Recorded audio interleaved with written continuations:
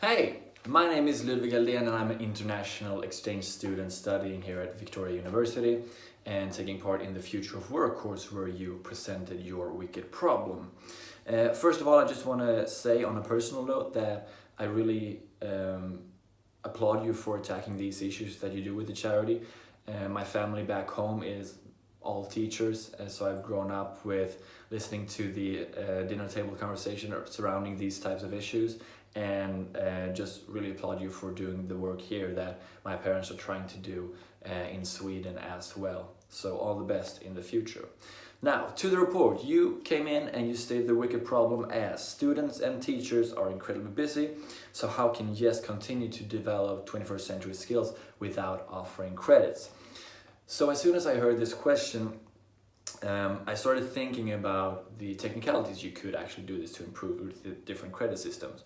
But then during your introduction, you said that you saw a lack of vision, both for maybe the YES organization and the government with regards to the educational system in New Zealand, and also the lack of impact sort of that the organization has had so far. Although you've been successfully running for around 30 years, there's been this sense of that the charities in the educational sector keep going up, which sort of indicates that you're not having the impact that you wish that you want.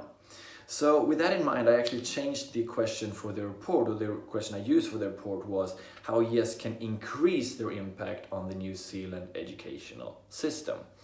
And based on this, I came up with 3 recommendations, and they are: first, to establish a vision. Now, as a management student for the going on my 3rd or my 4th year soon back in Sweden, this is the first thing that every course sort of starts with. It's how important it is to actually have that North Star, that guiding light, right? And I found this interesting article by Schwartz. It's linked in the report, that states how you should focus a vision more based on feelings than on policies. And by focusing more on the feelings aspect, you will actually reach an impact through policy more so than if it was the other way around. And it should also be noted that the government in New Zealand is right now trying to set a vision for the long-term educational system in New Zealand. So it will be important for you at YES to see how you fit into that, and also maybe if you're not too late in the process, actually how can you impact that already. But that will be step 1. Step 2 I'm recommending is to go for profit. Pretty much all the readings I've done suggest that the limitations of being a charity outweighs the strengths. And by going for profit, I believe that YES could actually start to think more long-term and invest in long-term improvements, and thus being able to more clearly both visualize and create a long-standing impact with the organization. This, of course, has its implications. There will be a heightened focus on aspects such as trust and transparency. So you'll need to do that a lot more. You're already doing it a lot, but when you go to being for profit, it's another level that this comes with. So to keep your reputation, to keep going, to defend your decision basically of being for profit, those trust and transparency factors will be even more important in the future. Now, the 3rd thing I'm recommending is to build a YES school. And this is sort of what gave me the idea for the title of the report, which is Make It Bold, Make It Audacious.